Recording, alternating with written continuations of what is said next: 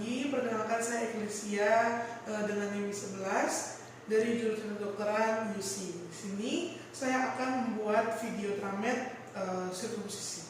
Pertama, saya akan menjelaskan kepada pasien tindakan yang akan saya lakukan yaitu sirkumsisi, di mana untuk membuang kulit area prepusium agar membebaskan gland penis. Kemudian di sini saya juga memberikan lembar inform consent untuk pasien menandatangani tindakan dan akan mempersiapkan pasien berbaring terlentang, melepas celana dan juga dalamannya. Kemudian saya akan menyiapkan alat-alat. Di sini sudah tersedia alat-alat, yaitu ada klem, kemudian juga ada pinset anatomis, ada gunting benang, gunting jaringan, ada juga jarum, ada povidone iodin, ada jarum, kemudian ada kasa steril. Setelah itu saya akan melakukan cuci tangan 6 langkah terlebih dahulu. Setelah mencuci tangan 6 langkah, di sini saya akan memakai sarung tangan steril. Kemudian di sini saya akan juga menggunakan APD seperti surgical cap, masker, kemudian juga melakukan tindakan disinfeksi atau asepsis untuk area yang akan melakukan tindakan. Jadi di sini dengan kasa steril ini akan dicelupkan ke povidone iodin, kemudian akan dibersihkan untuk area penis secara memutar dari atas hingga ke bawah hingga ke area umbilikus pasien. Kemudian dibuang. Jika dirasa masih kurang, maka bisa melakukan sekali lagi prosedur seperti tadi. Kemudian setelah didisinfeksi, maka saya akan melakukan anestesi lokal.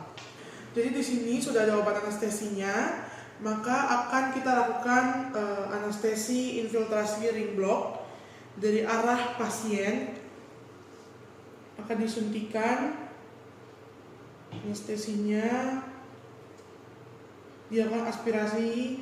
Apabila tidak ada darah yang tertarik, maka bisa kita masukkan obat anestesinya secara perlahan sambil ditarik. Kemudian dilakukan juga pada sisi sebelahnya. Lakukan infiltrasi. Apabila tidak ada darah yang tertarik, bisa dimasukkan obatnya perlahan sambil ditarik. Begitu juga dengan area-area di sekitarnya, dengan catatan jarum tidak boleh dicabut, harus tetap berdiri di dalam. Kemudian kita tunggu sekitar 3-5 menit, lalu kita tes apakah sudah bekerja obat anestesinya atau belum. Dengan cara kita bisa dengan menjepit sedikit. Mungkin pasien akan histeris, namun bisa kita lakukan beberapa metode.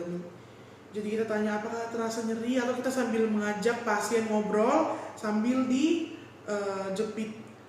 Apabila pasien tidak ada respon terhadap tindakan yang kita lakukan ini, maka obat anestesi sudah bekerja. Pertama, di sini saya akan membebaskan terlebih dahulu prepusium dari gland penisnya apabila terjadi perlengketan dengan cara seperti ini. Nah, kemudian dapat diklem di arah jam 11.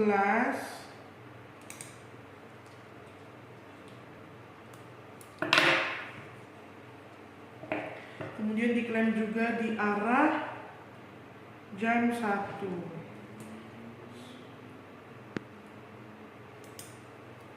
Setelah itu diklem lagi di arah jam 6.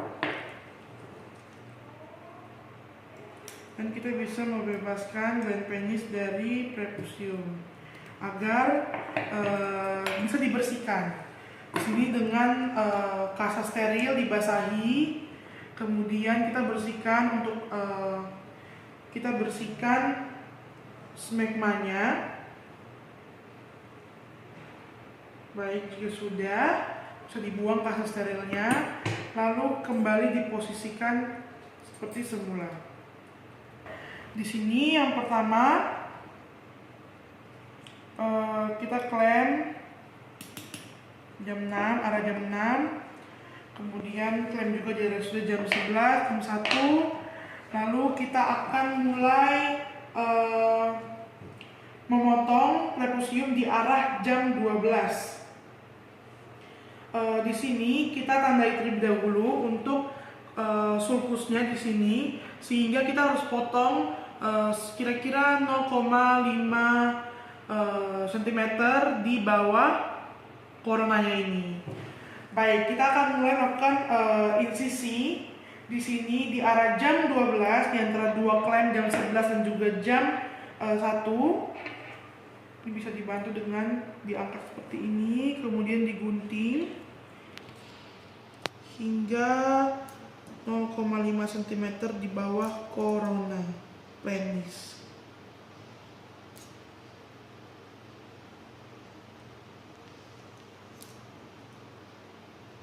Baik, jika sudah, maka bisa dilihat dapat terbuka seperti ini. Kemudian kita akan potong dari arah potongan tadi ke klem arah jarum jam 6 dengan menggunakan gunting jaringan.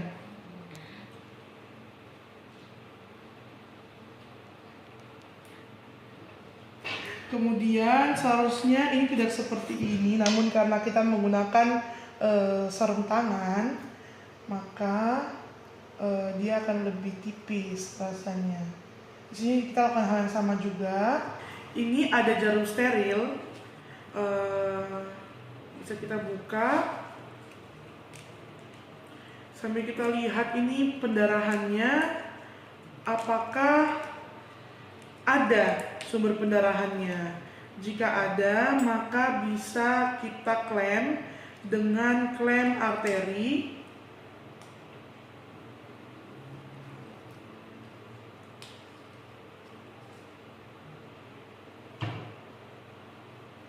Baik. Jika ada, maka kita klem dengan klem arteri. Contohnya seperti di daerah sini. Kita klem, kemudian dapat kita jahit. Namun karena di sini saya memiliki satu jarum saja, maka kita skip untuk bagian ini.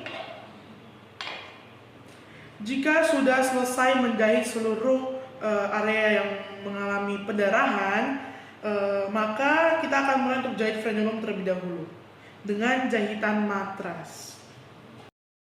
Kita anggap ini needle holder.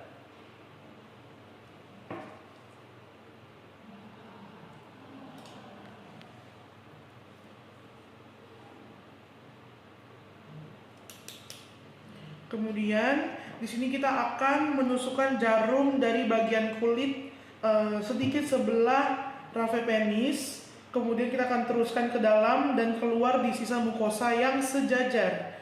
Kemudian kita akan tusukkan kembali jarum ke mukosa di sisi yang berseberangan. Kemudian kita keluarkan ke frenulum sampai keluar menembus kulit di sisi yang sejajar dengan tusukan kedua. Nah, kemudian kita akan simpulkan minimal 3 kali. Kita akan tusukkan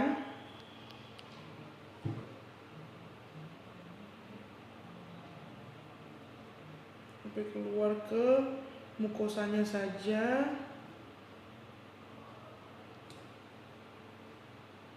Nah, kemudian setelah itu kita tarik, kemudian kita tarik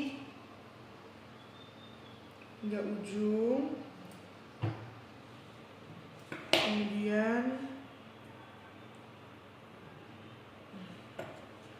Kemudian untuk jarumnya ini kita tusukkan kembali di area yang berseberangan, yaitu kita bisa lihat ya di area sini. Kita tusuk dari mukosanya menembus ke kulit yang sejajar berseberangan. Kemudian kita tarik.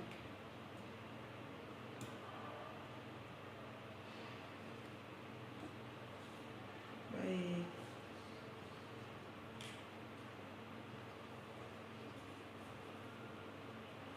Ini merupakan jahitan matras.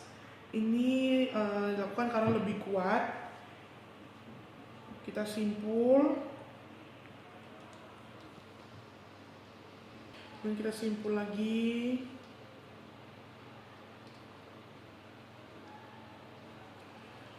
minimal 3 kali.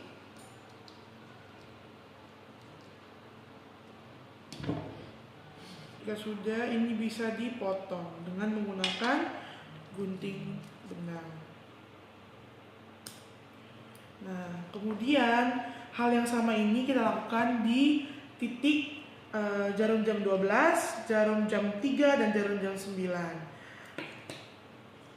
Kemudian di sela-sela antara jahitan-jahitan matras tadi kita lakukan simple sutur.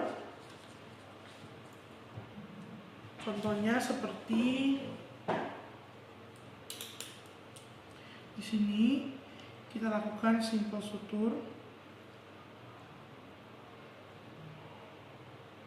Jangan sampai mengenai gland penisnya, cukup sampai ke mukosanya saja.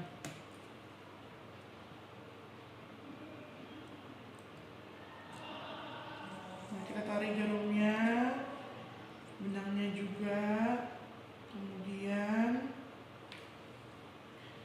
disisakan sedikit, lalu kita simpulkan minimal 3 kali agar jahitan kuat dan tidak mudah lepas.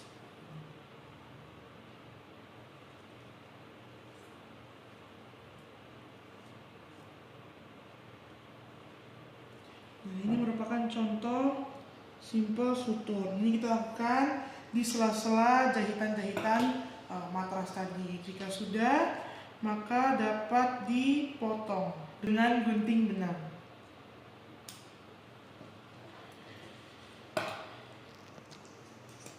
Anggapannya ini sudah dilakukan tindakan semua, maka yang terakhir adalah kita akan balut luka dengan kasa yang steril.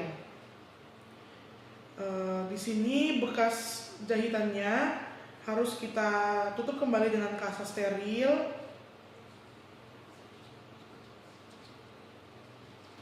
Semisal ini merupakan abdomen dari pasien, maka kita akan tutup seperti ini dengan arah yang menyilang, kemudian akan diplester di abdomen pasien. Setelah itu, maka kita edukasi kepada pasien bahwa luka ini, bekas jahitan ini tidak boleh terkena air kurang lebih 3 hari. Kemudian apabila pasien ingin berkemih, maka sebisa mungkin urinnya tidak mengenai kasa ataupun luka yang sedang kita balut ini. Jadi setelah berkemih bisa langsung dilap dengan kasa steril juga. Langsung bisa dikeringkan agar tidak ada urin yang menetes ke area kasa dan juga jahitan. Seperti itu. Kemudian pasien juga diberikan obat untuk diminum seperti antibiotik dan juga anti nyeri. Sekian dari saya, terima kasih.